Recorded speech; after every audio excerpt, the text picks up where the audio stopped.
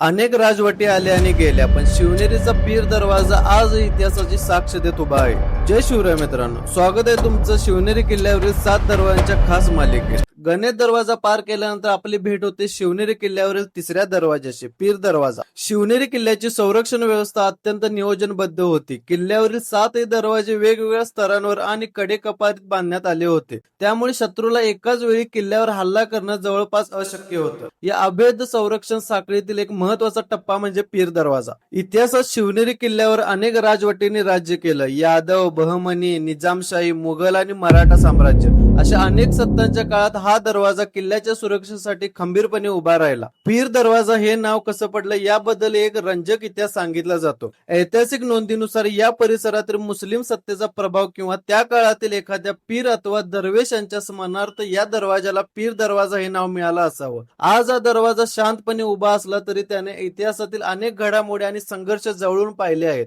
पण शिवनेरीच्या 7 दरवाजांचा प्रवास अजूनही सुरू आहे. या मालिकेच्या पुढील भागात आपण पाहणार आहोत शिवनेरी किल्ल्यावरील 4था दरवाजा, हत्ती दरवाजा. व्हिडिओ आवडला असेल तर लाईक करा, शेअर करा आणि चॅनलला सबस्क्राईब करायला विसरू नका. तोपर्यंत जय भवानी, जय शिवराय.